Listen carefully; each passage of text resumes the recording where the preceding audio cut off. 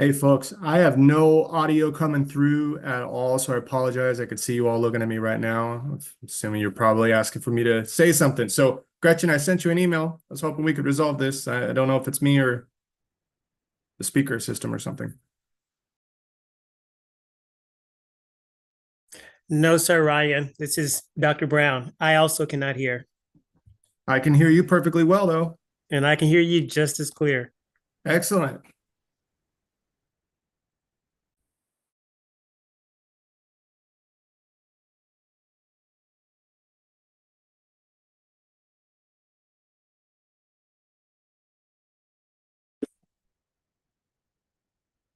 Testing, how about now? Can hear you loud and clear. Thank you, Gretchen. Perfect, okay, very good.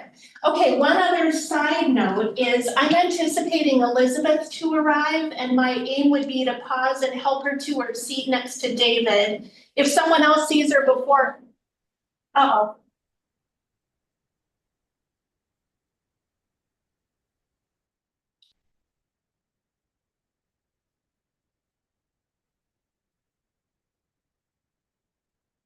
Sorry. Let's figure out what's going on with this. I don't see what's causing that.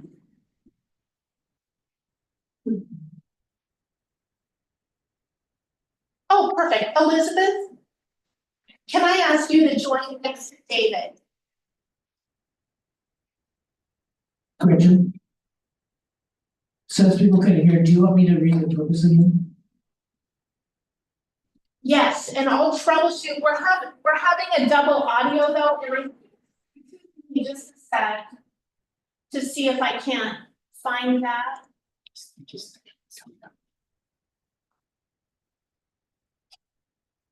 Let's try it. Thanks everybody for bearing with us. No. Friend.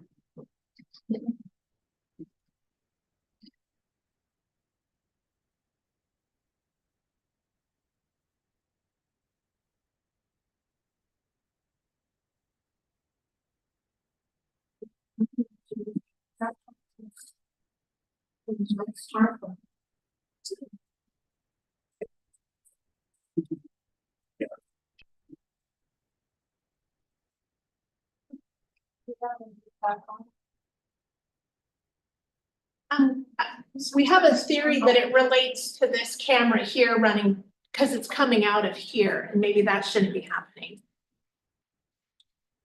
Let's try again. Okay, David, why don't you go again and see if that works with the purpose statement? Do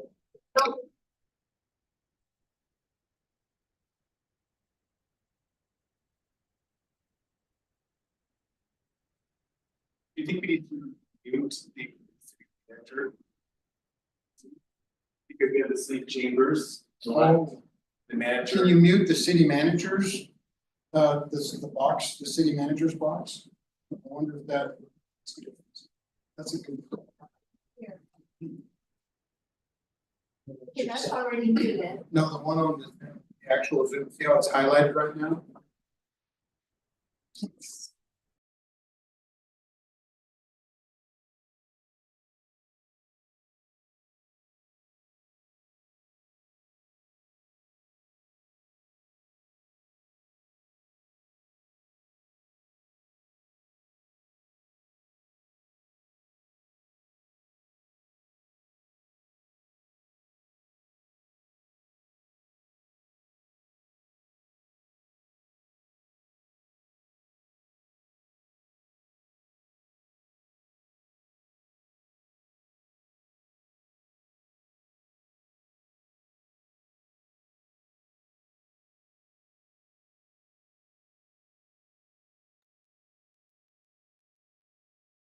I don't know if there's audio currently or if we've lost the audio now. Folks, I'm so sorry here.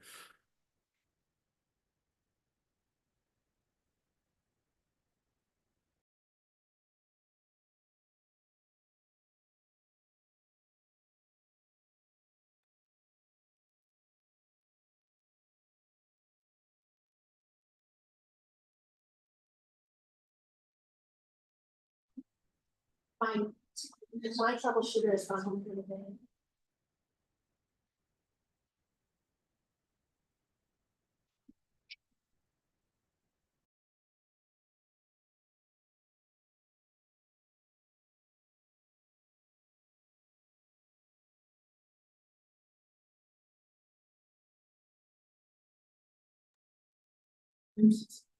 I think I can contribute. Kyle.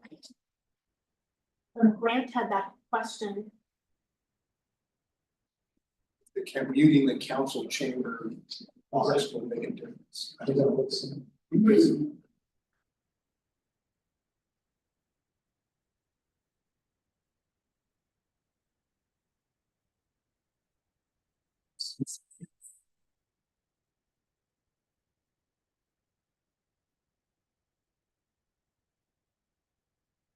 Backed up. Leave computer on. It's so hard. 7. Like 30 years ago.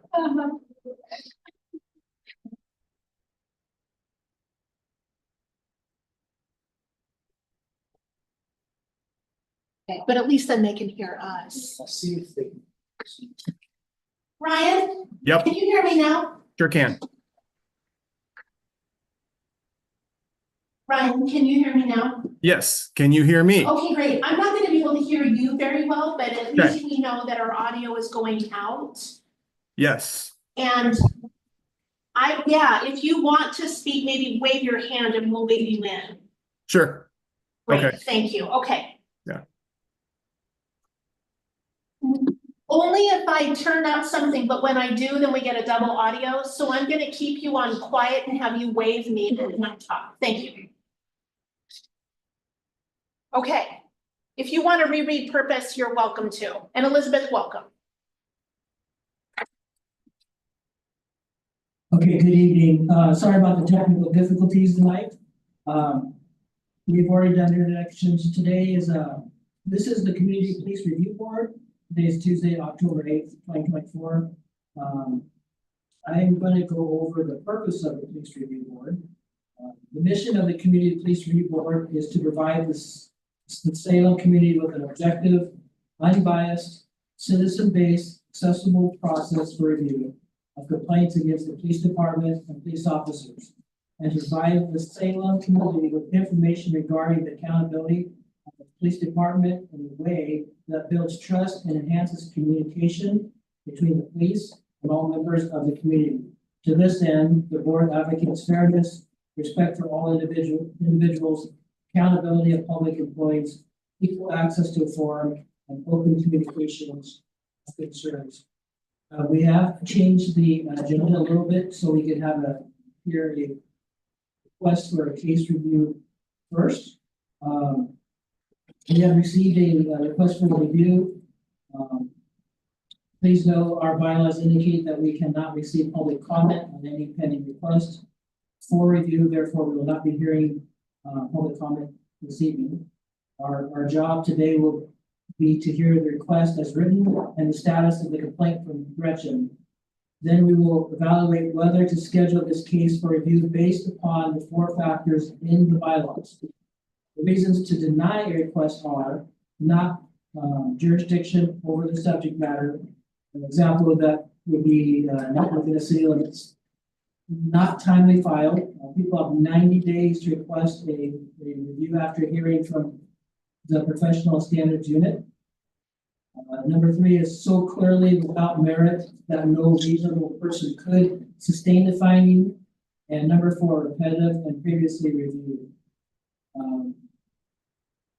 At this point, we're going to have Gretchen, who is going to be reading the case to us. David, thank you. So let's see, the request for review is as follows. Oh, it just seems to pop off. Thank you. I appreciate that. The request for review is as follows. After correspondence with the police department in August, I received the request in September, so within that time frame, and noted that let's see, there were 3 cases over a period of 3 months for the same complaint by a state agency of the state of Oregon on Edgewater.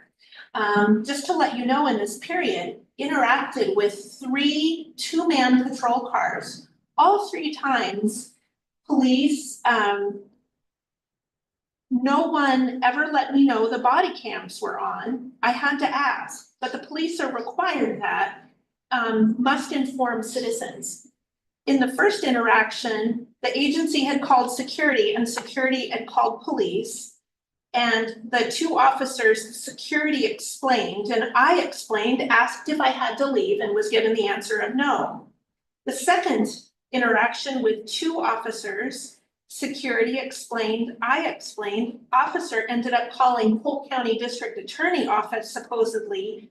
He could not come up with names of people he talked to, very suspicious. How do I or anyone know if he actually talked to them? I went to the DA's office as suggested. They could not verify conversation. Officer told me he had to leave. I had to leave. If I came back, I had to ask different questions of the agency people. The third time, 2 more officers, same thing. Officer said I had to leave or would be arrested.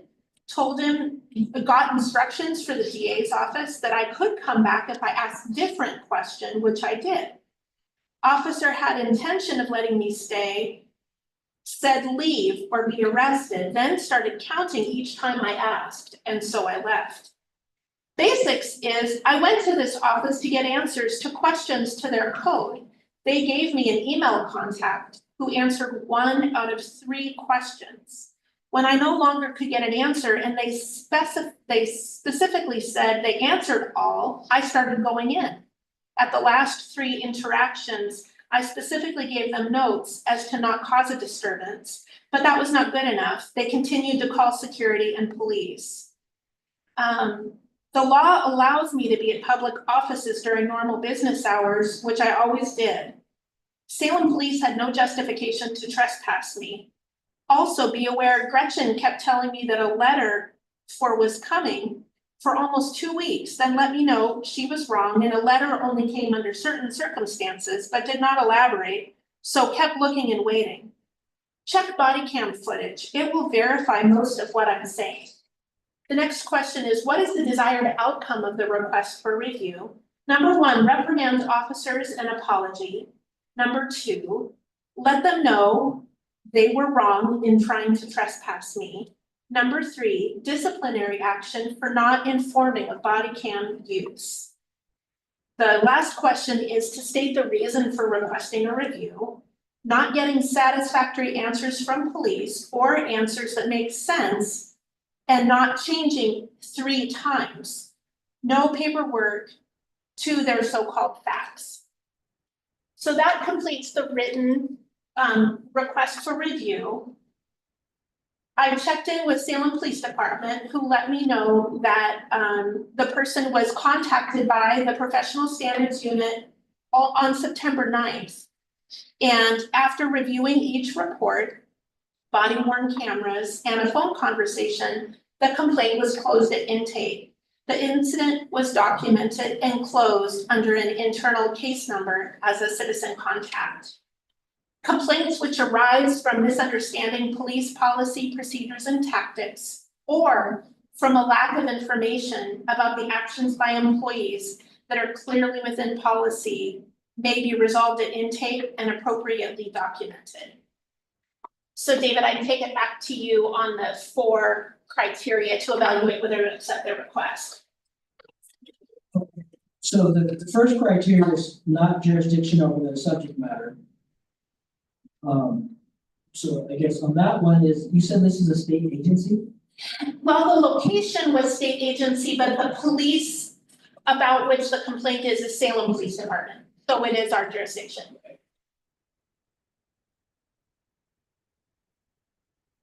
Questions? We vote on that. Okay. Next one, not timely filed. It needs to be filed within 90 days after hearing from Professional Standards Unit. Was that done? It was. The third one is so clearly without merit that no reasonable person can sustain a finding. I'm not sure if you want to explain that in a different way. Sure, I'd be happy to, and one way to look at it is it technically possible for that to happen? Like, is it technically possible for an officer to be wrong about trespass, or for an officer to not inform someone about body cameras? Those are reasonable possibilities. As an alternative example, I once had a person tell me I had caused the rise of the Willamette River. That's not technically possible. I can't do that. And so that would be an example of something outside of reasonability. And then the last one is repetitive and previously being reviewed. But we have not received this request before. Does anyone see any of these reasons as applying? No. Sorry, so the number 1, 2, and 4 definitely apply as the reason to deny, because, I mean, not reason to deny, does that make sense? It does apply, well, they all apply in that case. Okay. You could just technically the question is asked, I don't know. Basically, the question is. So it is within the jurisdiction, it is timely, that's what I'm trying to say, so we can't say it doesn't apply. Right. To apply and. So now let me rephrase it. With these 4 reasons, does anyone feel that this complaint doesn't merit having a review based on these 4 items? These are only 4 items why we could not say we could not get a review.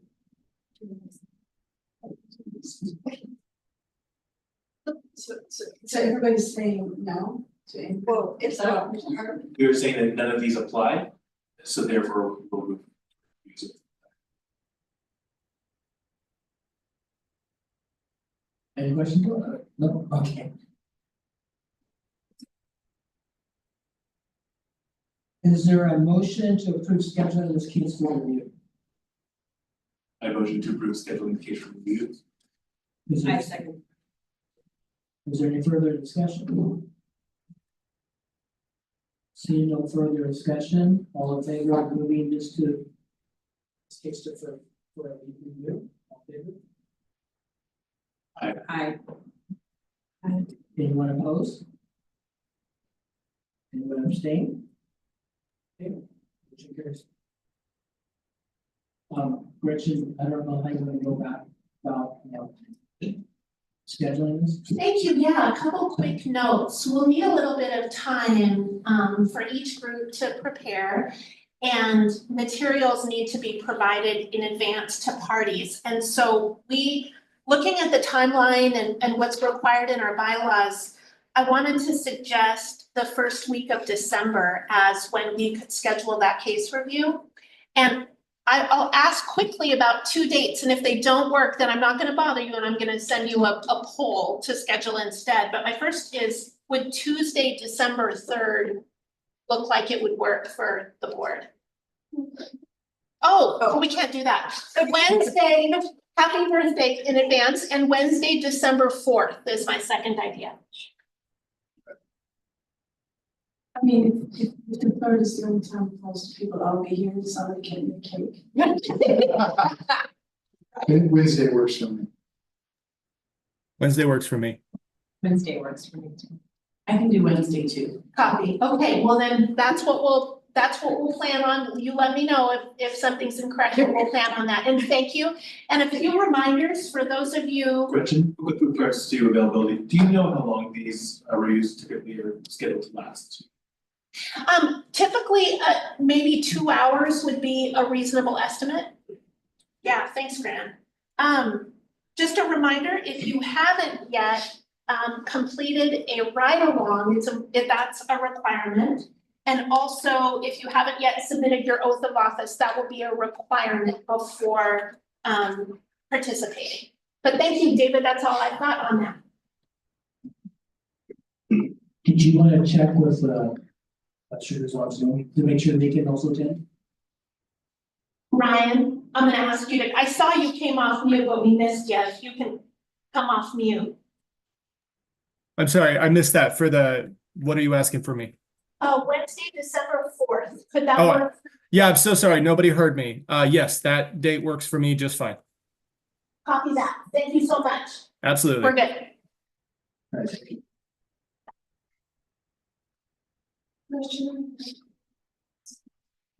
So if I understand at this point, we don't know who it is, but if there may be a conflict, if there is for some reason. No, we will excuse ourselves at that point. Absolutely. That'll be my next goal, is to make sure it works for the parties. Thank you.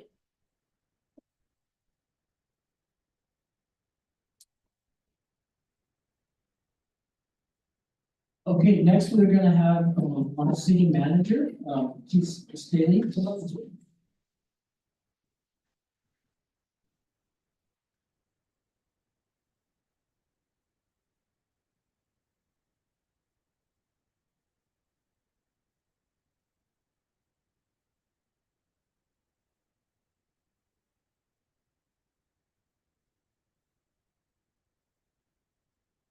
Hello, everybody, I'm Pete Staley, I'm the city manager.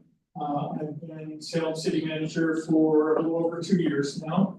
This is my first opportunity to come in and talk to the Community Police Review Board, so I appreciate the opportunity to come in and chat with you for a few minutes about where we are from a fiscal perspective, some challenges that are going on. And David participated in the revenue task force, so thank you for that service, and thank you to all that you do.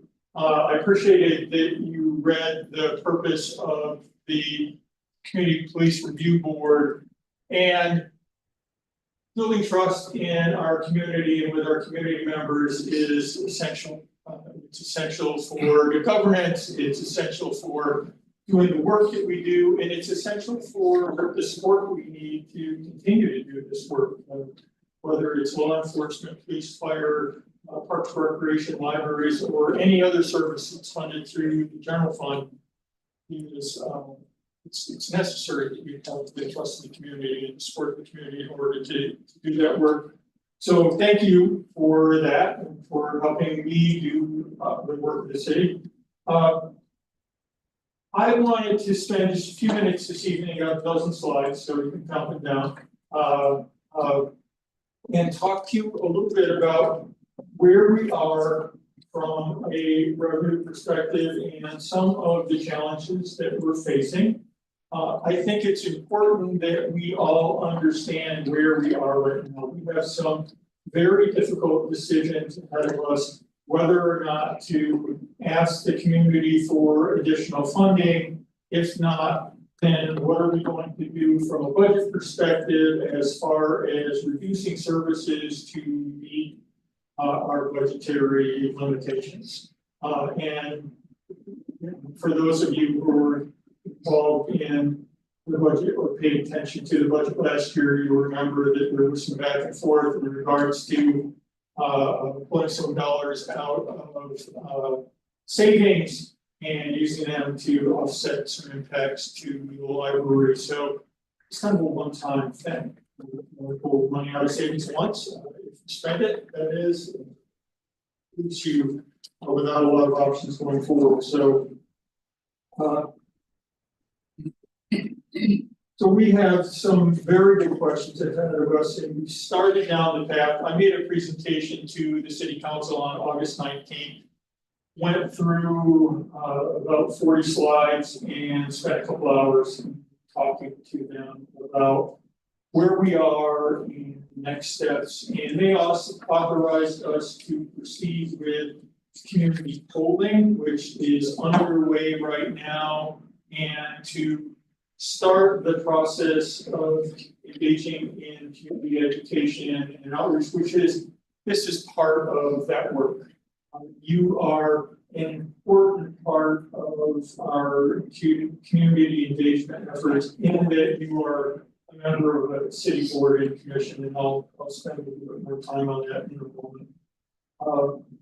So here we are, we'll talk about listening to priorities and preferences, sharing our progress, how we got here. Like I said, the revenue task force that David participated on spent 6 months in evaluating revenue options that are available to the city and ultimately came forward and made recommendations to city council to consider 8 different revenues, of which there's really about 3 that are likely to produce some sort of positive outcome.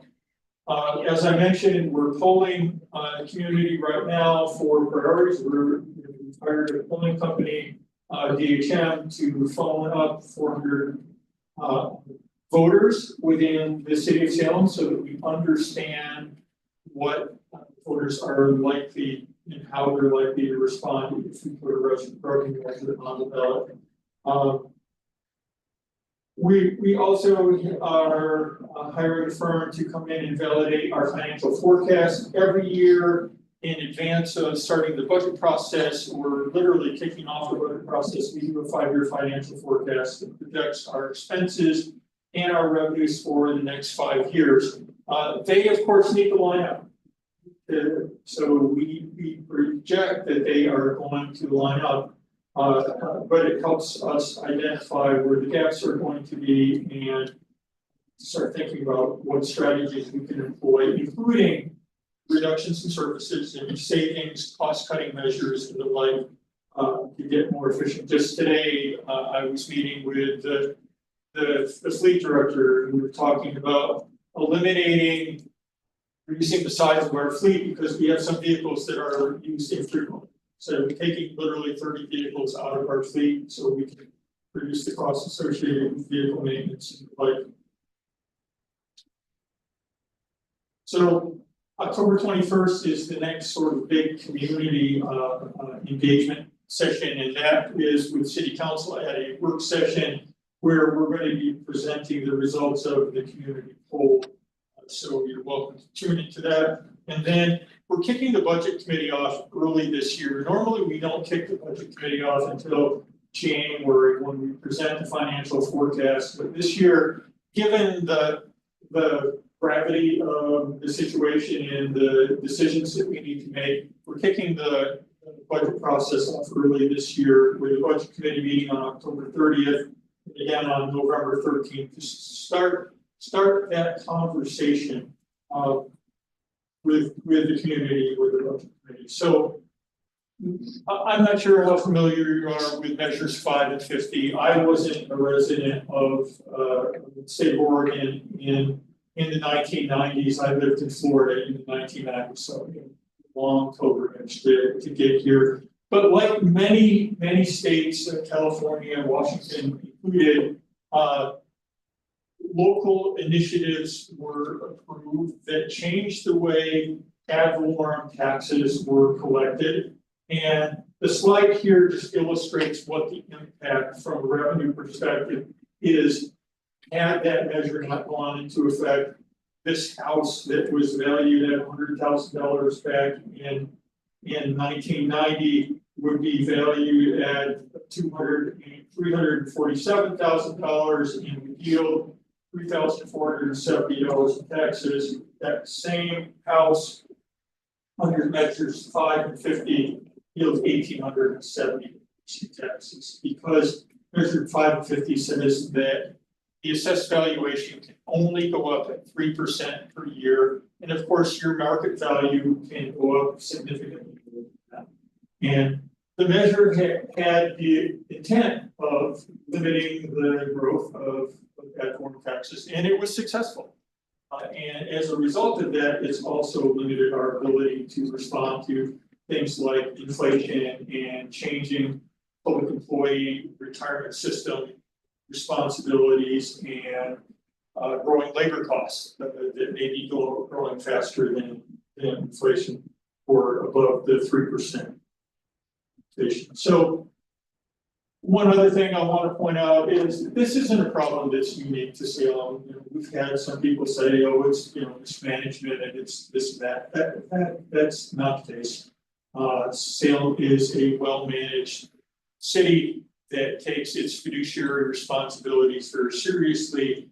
Other communities, literally in our neighborhood, are going through the same process. Our friends in Independence, Monmouth, are having levies on their ballot this November. The county raised its operations fee this year to try and keep pace with the cost of delivering service.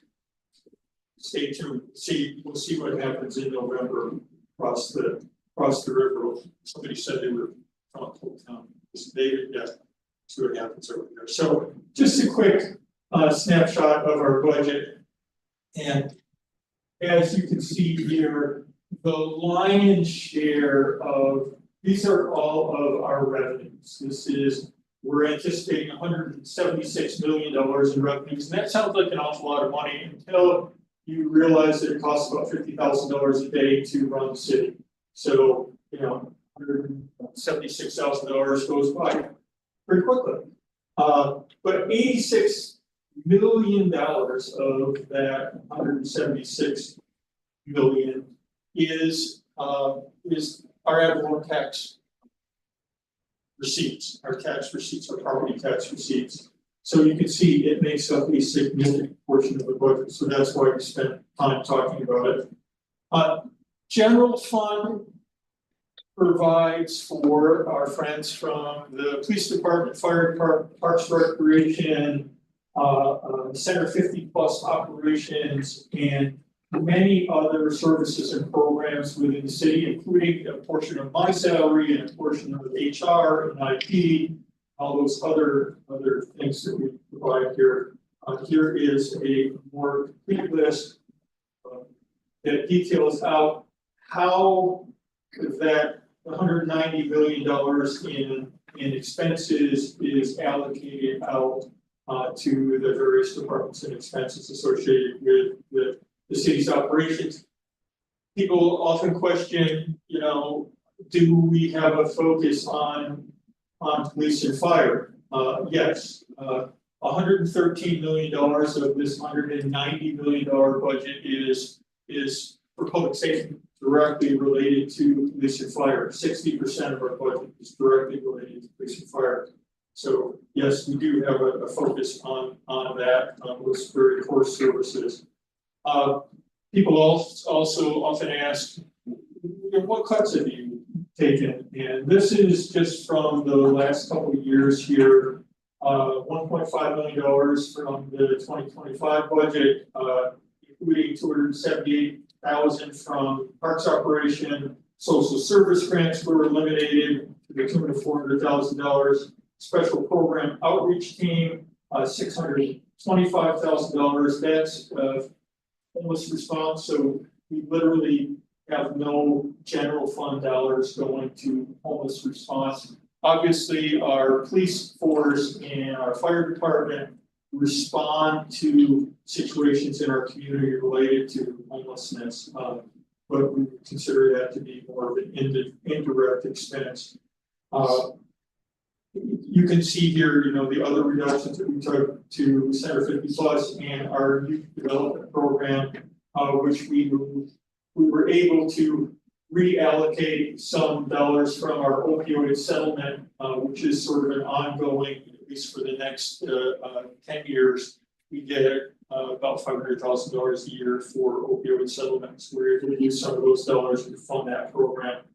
2025 general fund expenses reimbursed from other sources. We have the safety park program being reimbursed. We have warming network being reimbursed, and we have the substance use prevention and outreach program, which is what I just referred to about the opioid settlement dollars.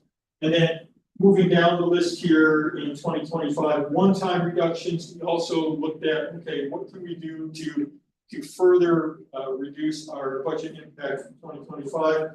We deferred equipment replacement. Of course, you know, you can do that once, but you can't do that, you know, repetitively. It's sort of a one-time savings. We reduced our materials expenditure and 10% reduction in supply budget, total of $430,000. The department heads, myself included, didn't take a COLA this year. It was $112,000. And then last year, 2024, we made mid-year. Well, actually, this year, sorry. This year we made mid-year adjustments that eliminated 23 positions that were anticipated to be funded by the payroll tax, reduced 7 FTEs from the library. All of those positions were vacant at the time. And then 5 positions from the police department. Again, those positions were vacant. So in addition to that, you can see here some of the service reductions that have taken place over time. From 2015 to 2025, the city of Salem grew about 22,000 people. That's essentially the size of it. Has moved into the city of Salem. We essentially haven't added additional police force. Our library is open fewer hours. Our fire department has fewer staff. One anomaly here is that staffing was reduced in 2015 and increased in 17 and 19 in the fire department. 2 stations were reopened that had been closed previously.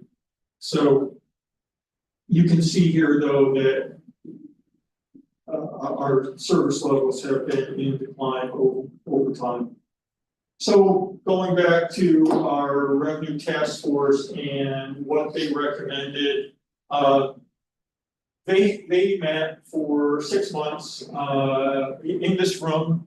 There were 26 members of the task force, so it was a crowd.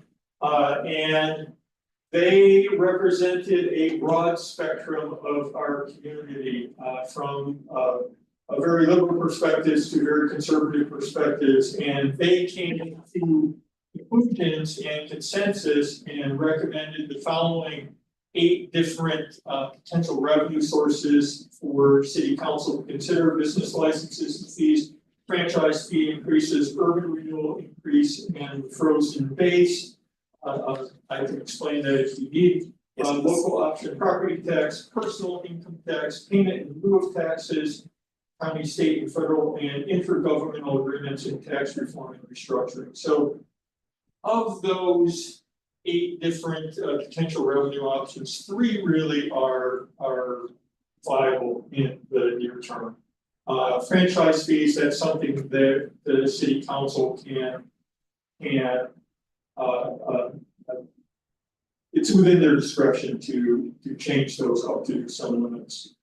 And there's some capacity there.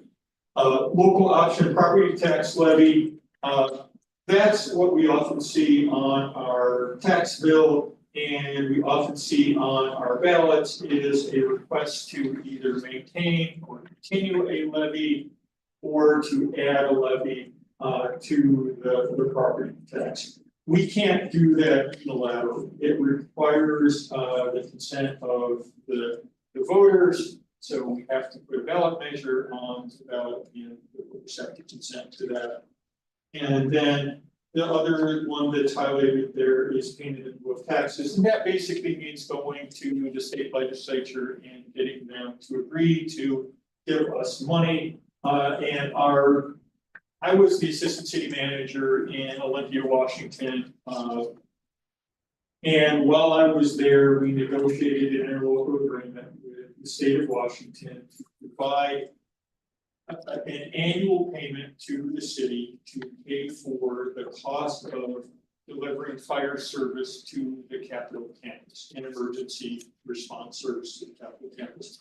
It was about $1.7 million when I left 2 years ago. It's probably $2 million now, given inflation and the like. So that's the sort of thing that we're pursuing through the legislative process.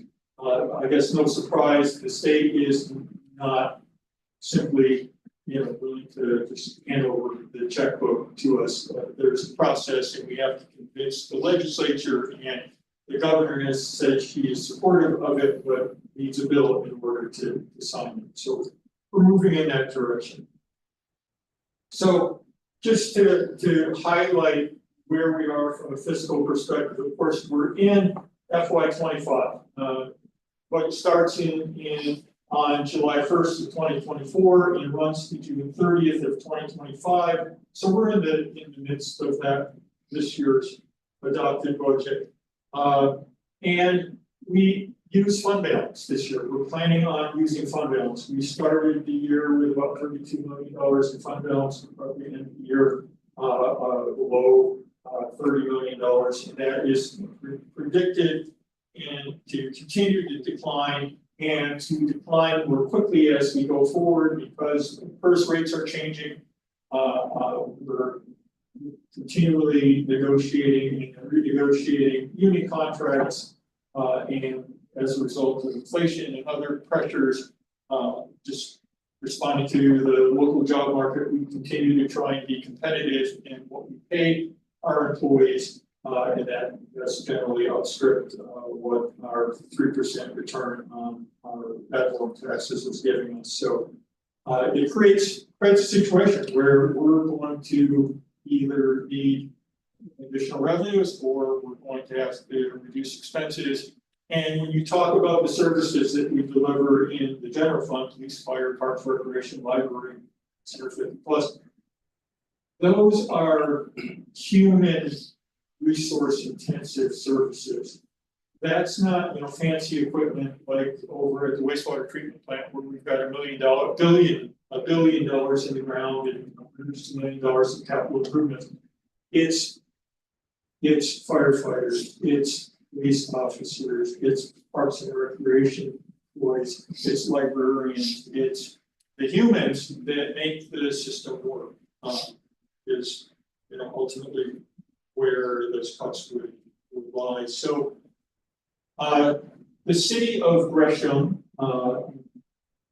in November of 2023 had a levy on the ballot that failed. It failed by 46%. They had never passed a levy in the history of the city of Gresham starting in 1905. So very consistent in their response to taxation. And then in May of 2024, this year, they passed a public safety levy. It'll generate about $13 million a year for them, and it will allow them to maintain basically 30 police and firefighters going forward and to expand their police and fire service. So we've had an opportunity to talk to them. Okay, how did you do that? And they said there were four things that were required. That's having mayor and city council unanimously on board and all pulling in the same direction. That unions and city employees need to be aligned and supportive, moving in the same direction.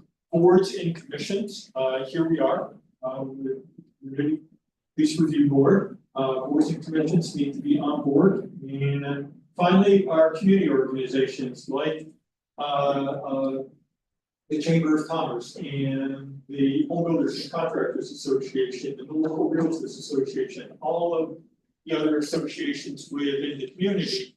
And they were able to bring those groups together. All four of those groups came into alignment, agreed that this was a serious need for their community, and they ended up passing the measure by 56% in May. So we'll see where Salem ends up.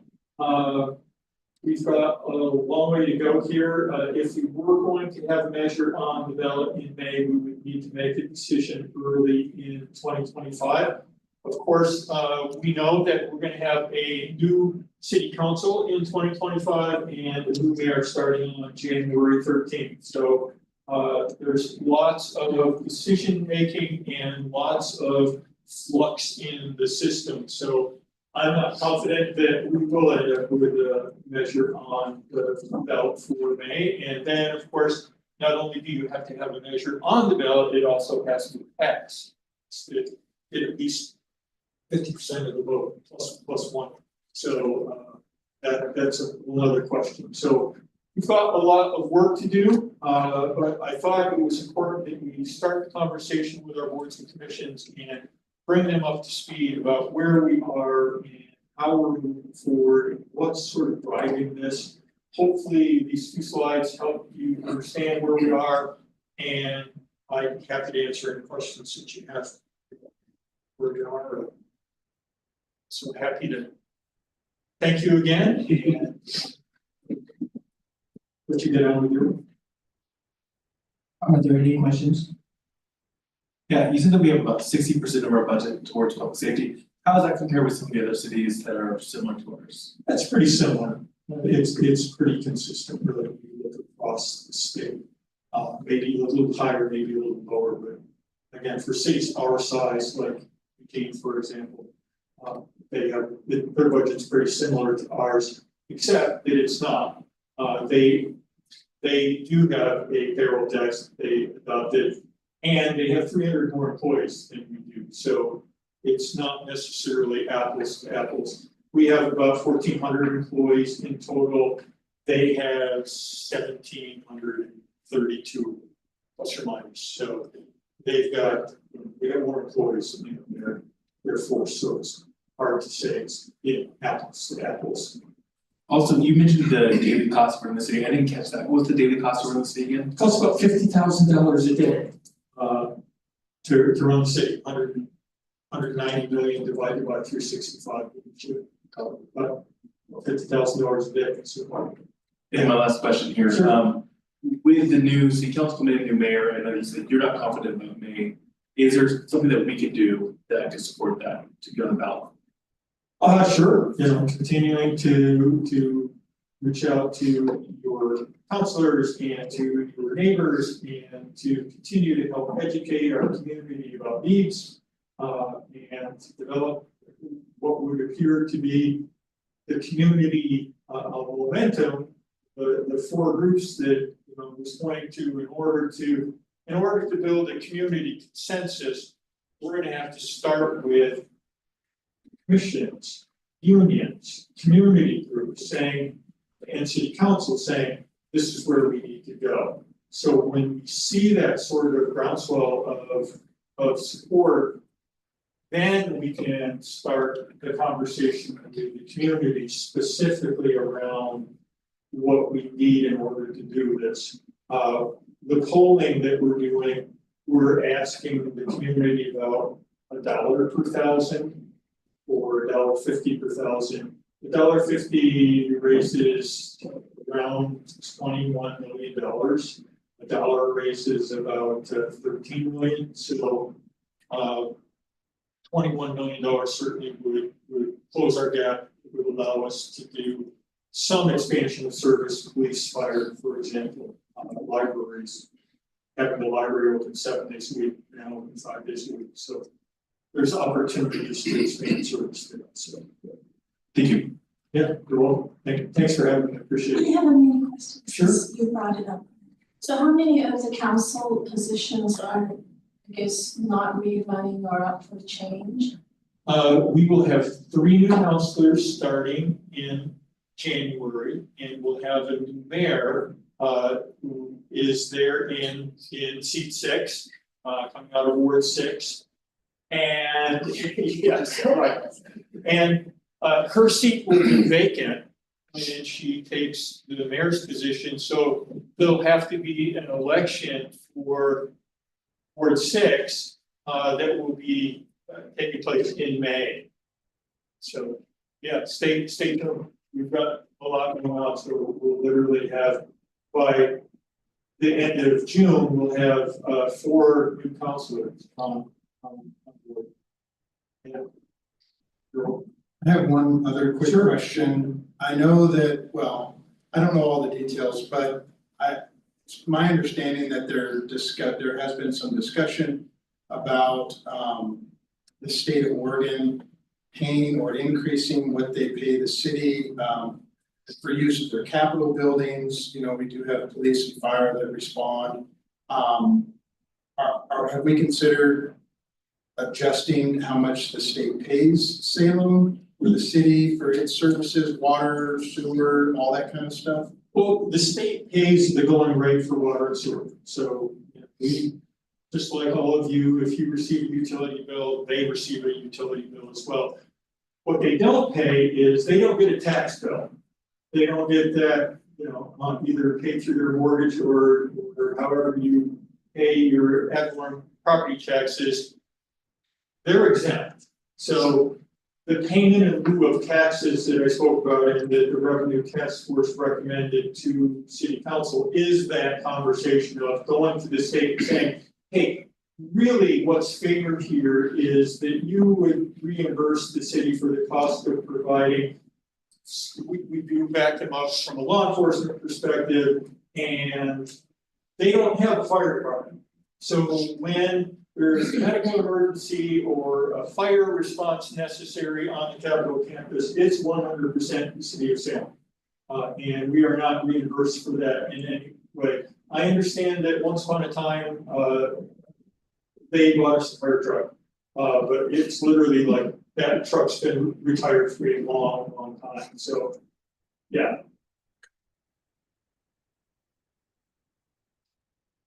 With your lack of confidence about measure passing in May, is there another short-term option that you have for November next year?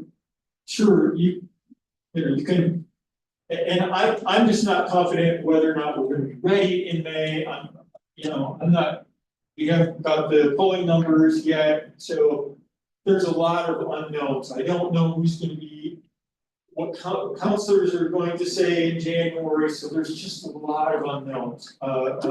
And I think we've got a lot of work to do, and with the national election, I think there's just a lot of friction in the air right now, so yes, we could decide, November's a better date. I know that the school board is also contemplating going out for an operations levy, so that, I think one levy is it's optimistic, two is probably delusional, so, we got that. All right, thank you. Thank you. Thank you, City Manager Scott. So on our agenda, we are going to take the data outline review example and move that to a future meeting. And now we're gonna hear from the Salem Police Department about public work policy.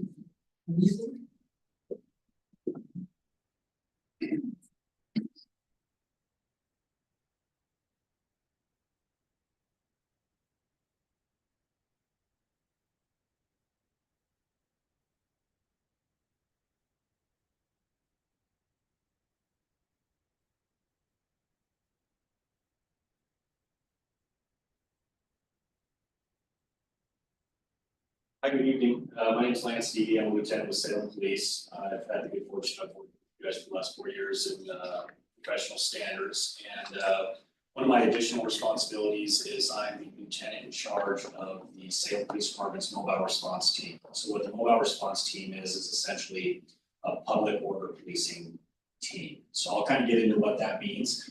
If you guys have questions, please ask. I'll do my best to answer as we get through the presentation. Just let me know, okay?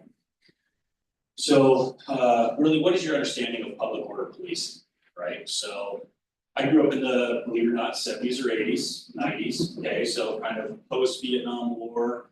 I've grown up through the 90s, 2000, so I've been around for a while, but I've seen all sorts of things happen across this nation. So as I grew up, I kind of would see what was happening on the news or hear things. And so I kind of had a general understanding in my head of what public order policing was.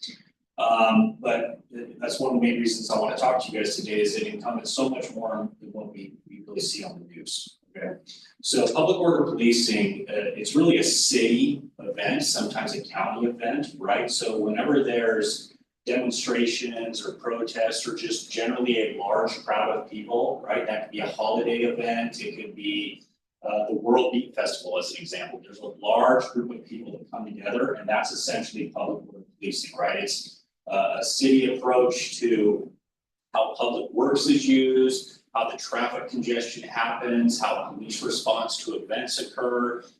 It is what we've seen in the news where there's mass demonstrations that sometimes can turn to unrest, and you'll see the police response there. So I'm going to kind of go into some of that today.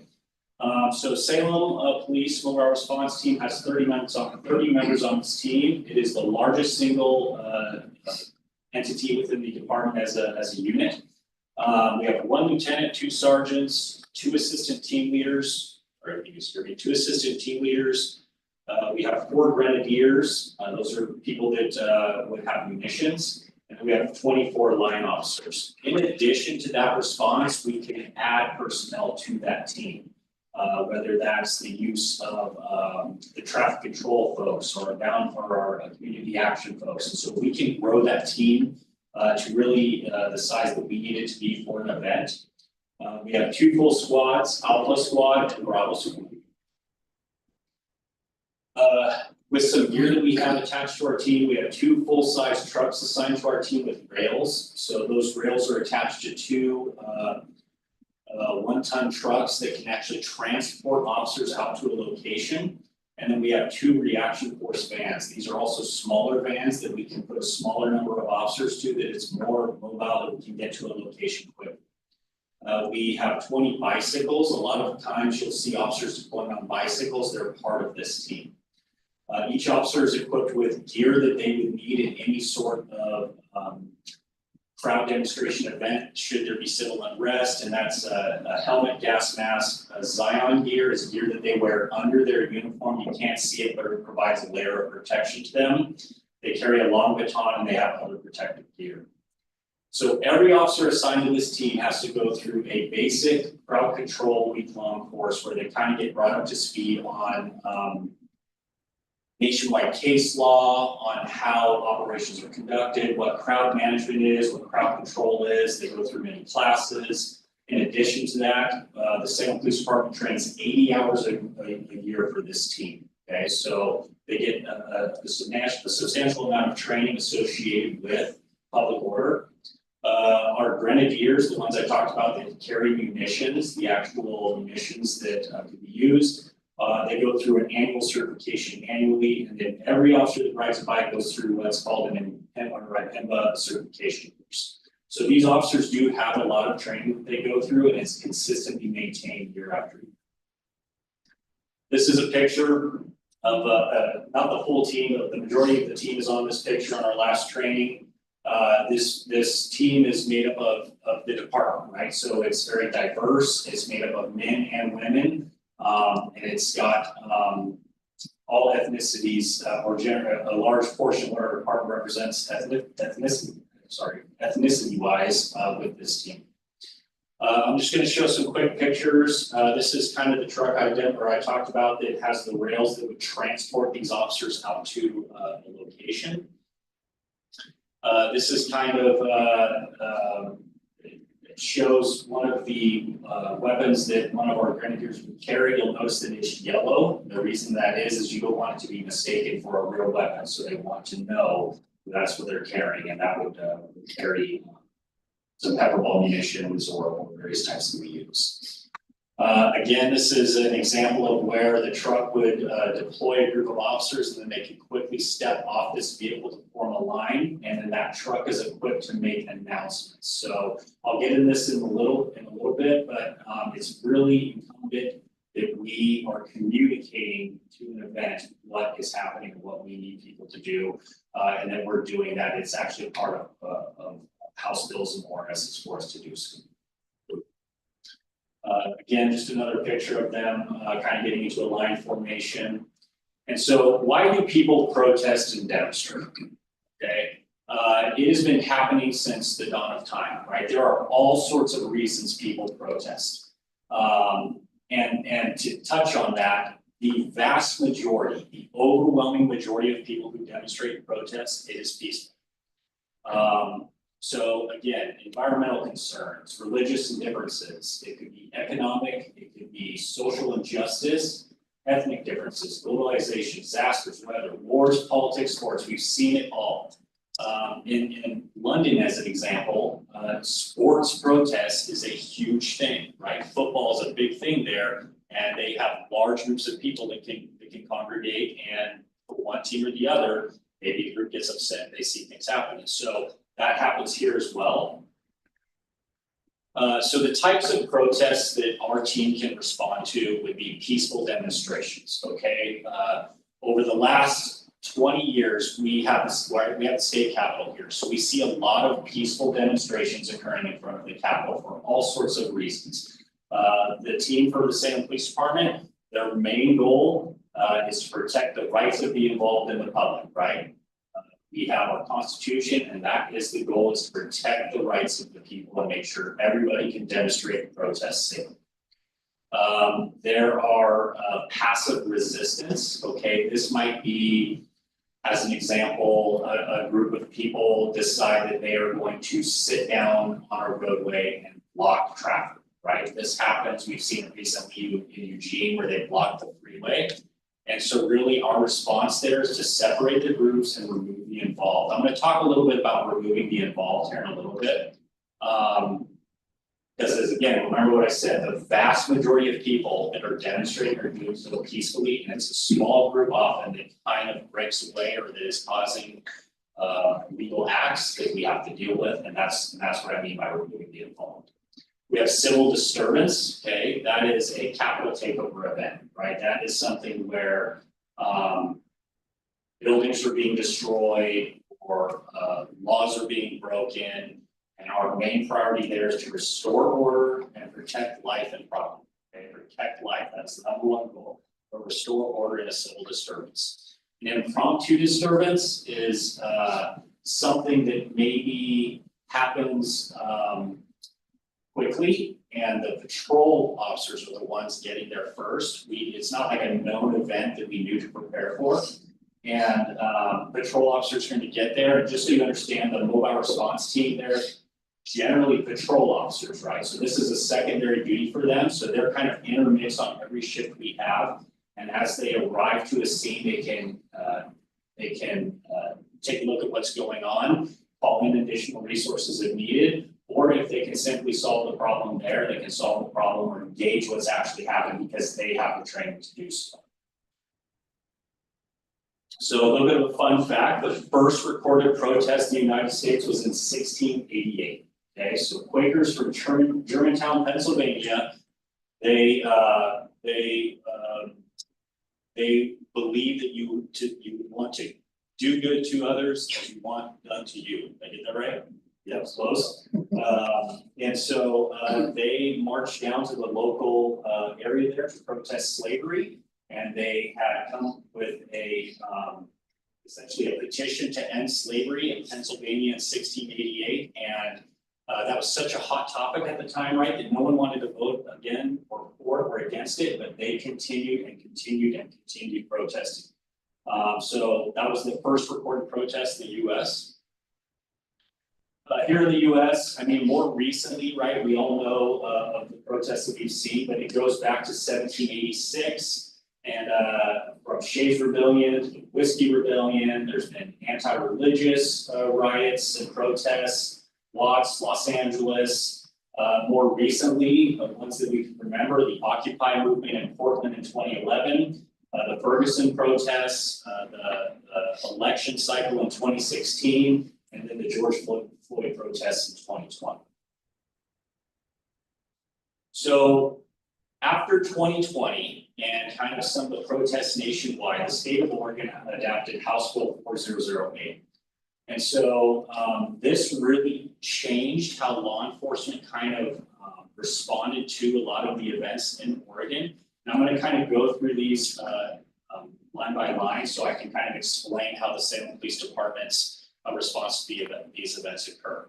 So the House Bill 4008, it is now an ORS. A law enforcement agency may not use a handheld chemical incapacitant for crowd management. So what that means is if we want to disperse a crowd, we cannot just walk by and indiscriminately spray OC on people or launch tear gas into people, because why? The vast majority of people are being peaceful. So a law enforcement agency may not use tear gas for crowd management except when the use is objectively reasonable by law enforcement to A, defend against the threat to life or serious bodily injury to any individual, including any peace officer, bringing objectively dangerous and unlawful situations safely and effectively under control. So the state of Oregon has an ORS for that, it's called riot. And I'll talk a little bit more right here soon, but that's essentially 5 or more people that are causing tumultuous and violent behavior. Okay, so that's what that means. For the Salem Police Department to specifically use tear gas on that kind of event would require the chief of police or his designee to authorize it. So during a loud or large crowd control event, we have an incident command center set up with all sorts of resources. That includes the chief of police or his designee. And they're monitoring that event as we're in the field or the various resources that we can bring to bear. That information is going up and coming down. So again, a commanding officer has to authorize use of tear gas. De-escalation techniques or other alternatives to force have been attempted when reasonable and failed. And the law enforcement agency has done the following in the following order. Announce the agency's intent to use tear gas. So we have specific personnel that actually operate and have a designated thing that they will read to the crowd on what we want people to do. And that we intend to use a chemical incapacitated on them. And then we have to allow sufficient time for individuals to evacuate the area. One of the main things we train on, or one of the big things we train on, is you have to allow people a means in which to go or where to go when you tell them to go, right? You can't block somebody in and then tell them to leave. Well, if they don't know where to go, there's so many people. And so we have to allow them an area in which to evacuate. And then announce a second time immediately before using tear gas, the agency's intent to use tear gas. Again, this is something that we are very cognizant of because a small group of people in a large crowd that are causing a problem, we're not going to launch gas into that crowd and cause everybody else to be incapacitated when we have a small group of people. So we train on how to deal with a small group of people that might be breaking the law.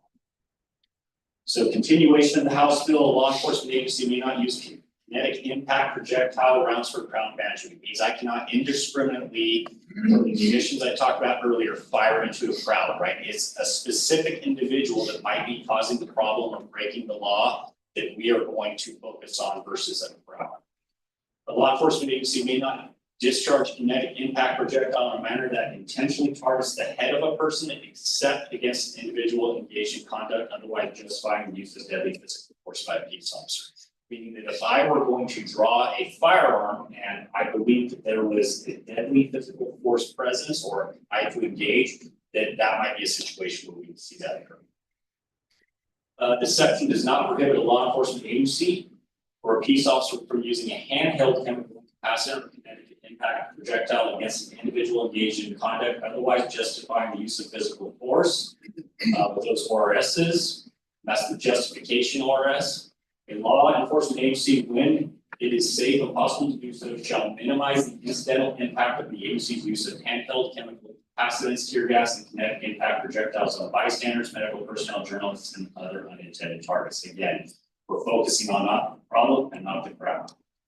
And then last, when handheld chemical capacitants, tear gas, or kinetic impact projectiles are used in a crowd by a law enforcement agency, the agency shall make efforts to notify emergency rooms in the vicinity of the type of handheld chemical capacitants used, tear gas or kinetic impact projectiles used, so people can get medical care. So we talked a little bit about the definition of a riot. Crime of riot is codified in ORS 166015 and is triggered when a person, while participating with 5 or more people, engages in tumultuous and violent conduct, thereby intentionally or recklessly causing a grave risk of causing public alarm. So, to put that in perspective with the House bill, before we use tear gas, pepper spray, or pepper ball in circumstances constituting a riot, again, we'll announce the agency's intent to use the tear gas, allow sufficient time for individuals to evacuate the area, and announce for a second time immediately before using the tear gas that the agency's intent was to use tear gas. So we have a policy that has been drafted recently. I believe a few sessions ago, I talked about the agency's review of all of our policies and how we hired a company called Lexipol. Lexipol came in and reviewed all of our policies. We've adopted new policies. So our new department policy is called a First Amendment policy. It's 427. And this, once it is adopted, we have a current policy that we currently go by, but once this policy is adopted, we're going to be transparent. It's going to be forward facing. It's going to be on our share pages, our share points, and our portals. So a little bit about the MRT training I talked about. So MRT training really focuses on rapid response to an event should there be civil disorder. and that we are focused on selective enforcement of people breaking the law, right? So it's not moving a crowd from one location to the other. The getting on lines to move a crowd, right? House Bill 4008 kind of prevents some of that. So not to say that that would never happen, because maybe there's a large drive where we want to push a crowd. But MRT training is really specific on selective enforcement of people breaking the law, so those that are peacefully demonstrating or protesting can do so peacefully. A lot of our training focuses on bicycles and the monitoring of events, right? A large event like the holiday parade, where we expect thousands and thousands and thousands of people in the downtown core. There's going to be a lot of people, and we're going to have a law enforcement response to that to monitor the event and make sure everybody enjoys it and has the time of their life, right? And so our training is kind of focused on that. We've talked a lot about use of force accountability. I threw that in here because I want it to be known that the same RAM factors that apply to officers in the field as a patrol officer apply to officers assigned to the mobile response team, right? So if force is used on an individual, it's not only reviewed by the officer's direct supervisor in what's called an after action report, it's a review by the Applied Tactics Review Board, so second set of eyes are reviewing that. And then the supervisors are also reviewing body-worn camera associated with that, so they can review it as a second party away from the event. Okay, so all of the use of force that occurs at one of these events gets the same amount of attention, if not more. And then if there's concerns with use of force, the professional standards unit immediately takes a look at it. Okay. So that's kind of just a brief overview of who the mobile response team is for the Salem Police Department. And if anybody has any questions, I would love to answer those for you. Yes, ma'am. So I think, especially if there are like not one but couple crowds, the optics and neutrality become a major issue. Is that also a part of the training to not give the optics of treating one crowd as one and third? Yes. Are there standards, and then are the body cams turned on during these events? Yes, yes on both questions. Body worn cameras are always on during an event. And we have procedures in place that say it's a 10-hour event that we can rotate batteries in and out, so they are always running on everything. And the neutrality is absolutely important in these events. If we're to make sure that people, no matter what they are demonstrating or protesting, can do so safely, that is our job, right? As long as no one's breaking the law or infringing upon someone else's rights to demonstrate. So absolutely neutrality comes in. As a surprise, no one, I have too many questions. What would you consider to be sufficient time to disperse, absent of like actual context? Just here today, what would you say is generally sufficient time to disperse? So sufficient time with me, it would be dependent a little bit on what's occurring. So if they are actively, say, assaulting someone, we're going to immediately go in there and deal with them, right? If we're wanting a group of people that are possibly, vandalizing or destroying property, I think a sufficient amount of time for me would be upwards of 5 minutes. But we're giving them over and over, we're telling them what they want them to do. We're confirming from our officers in the field, they're hearing the audio, we are giving them a location where we want them to go, would be sufficient. Do you have a question? I have one. Oh, I had one quick question. Our community is pretty diverse. I know the commands you spoke of, are they given in multiple languages? I don't want to make any assumptions. Sure. Generally, they're only given in English. We give those in Spanish as well. So we do have negotiators that will often, He happens to be one of our team members that would be responsible for announcing. Okay, yeah, so oftentimes when there is a situation where they are giving dispersal announcements, it would come from a trained forward negotiator that's been through hours and hours of training and negotiation. And we do have Spanish speaking, English speaking, and now we do have a Russian speaking negotiator as well. So that is an option if it's used. Generally speaking, for just your standard academic English, so it'd be kind of specific to. Right, I mean, I only ask because sometimes there's events that are more culturally specific, and so you might have larger crowds of one group or another that they may not speak English, and so the instructions might be great, but folks are just kind of confused. So, thank you. So you mentioned that there's an initial training and then 80 hours weekly, or not, 80 hours yearly, that's great. Is any of that training specific to like crowd de-escalation?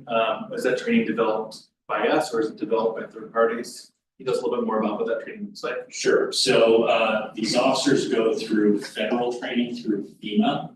They go through a state academy. We recently, Oregon State Police recently hosted the state academy where we sent members to go through regionally. And then it's hosted, and then it's every 80 hours is by the same police department. So that basic crowd control initially in a 1-week FEMA course, which is in Alabama, which is more of a national level, is provided by multiple different agencies. And then our leadership go through certification course for public order, where we're actually certified through NTOA for public order. That involves everything that we've talked about in this room, including neutrality and essentially the 4 pillars of procedural justice, really, which every officer is taught fundamentally here at the police. What is the NTOA? National Tactical Officers Association. So you mentioned that we have a new policy 4.7. Will we have the opportunity to review this policy as a board as we're looking at it? Yeah, sure. Once we release it, I would absolutely. And my very last question, I know in 2020, I believe that we used crowd munitions for the second time ever as a history of our city. How would HB 4008 or the new policy 4.7 have changed that use, or had reconsidered with those factors a little bit today? What's changed? So I wasn't out there for that specific event, at least in the terms of being in the lines for the crowd control element of that. I was present for other aspects of that, so I didn't necessarily see exactly what the crowds were doing. So it's difficult for me to answer how that would change. However, that being said, I know we use gas in a crowd environment to disperse a crowd, and that's exactly how that's changed. We wouldn't be dispersing a crowd that's protesting.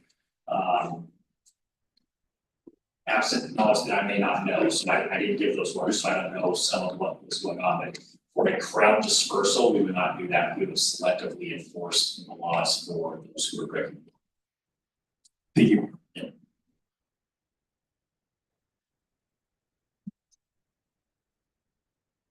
Does the MRT have the capability of calling on like Oregon State Police or Chemeketa Police if need be, if something's happening in those areas?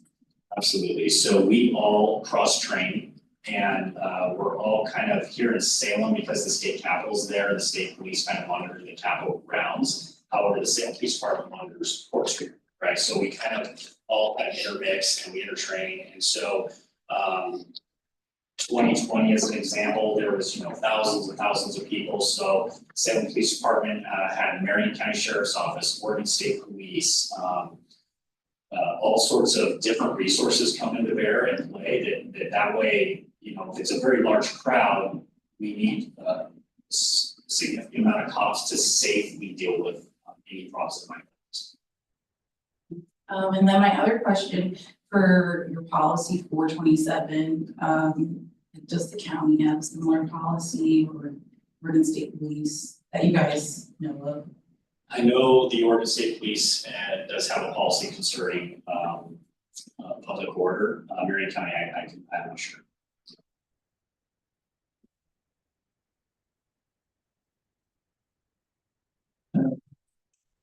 I know the MRT in the past had backed up politics to another agency. With this house, does it make it more uniform? Just confirm the question. So would we back up? Just confirm the question. Would we back up, please? Well, I've been told in the past you guys have backed up. Yes. So in that situation with a different agency, large agency, that might have different type of training styles, where is this House bill make it more uniform when you guys are on scene within another agency. Absolutely, yeah, it's a statewide adopted bill, and so it's an ORS that, your thing keeps going on, sorry.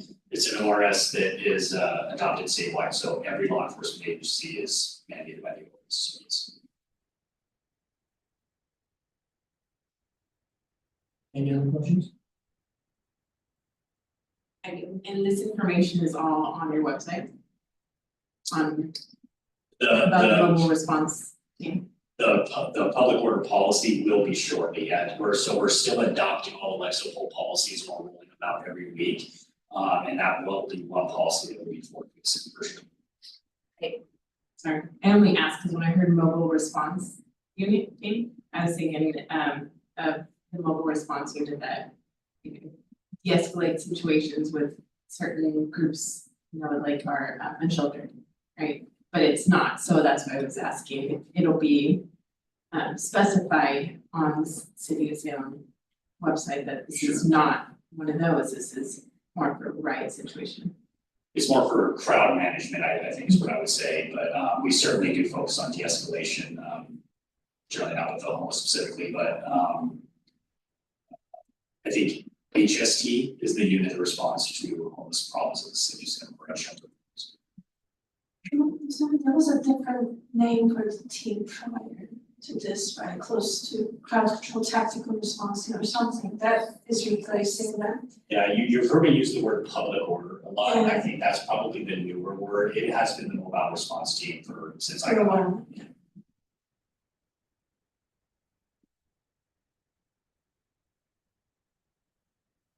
Any other questions? All right, thank you, Lieutenant. Yes, thank you. Next will be board comments. I guess I'll start off, so I am turned out at the end of this year, which means, as his chair in January, I would highly recommend Vice Chair. She's been vice chair for 2 chairs and has read meetings. She did a great job, but however, I will not be able to vote, so I just wanted to say that.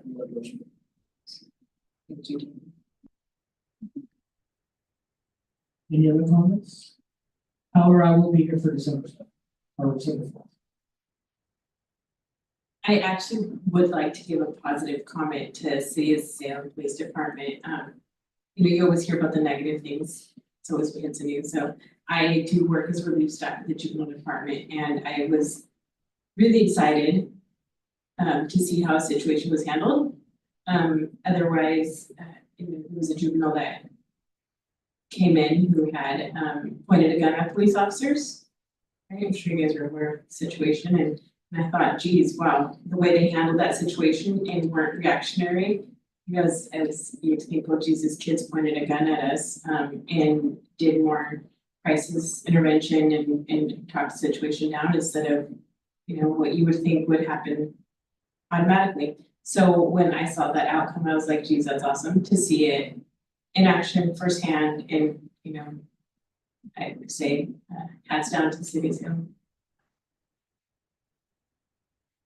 David, if I may, this is Gretchen. I wanted to just quickly welcome our newest member. Celine Coleman has been appointed in between the last meeting and this meeting. So I just wanted to kind of formally recognize and welcome Celine tonight. Hi, Celine. Thanks, Gretchen. Now, Celine, you're on the Human Rights Commission too, right? Okay, I thought so.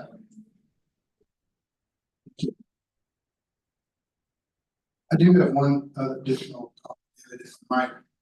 I know we've had a couple meetings where we've heard, I felt like, pretty good information from the Salem Police Department, and I feel like who's ever doing PR, or maybe that was one of the positions that was cut, needs to get some more positive stories in the news cycle. I would love to see that.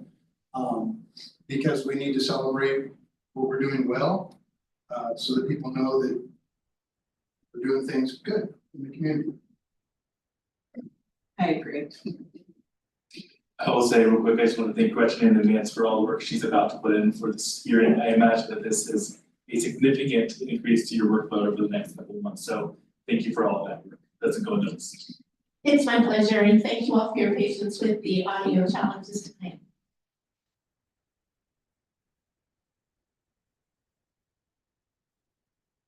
If there's no further comments, then we can adjourn the meeting.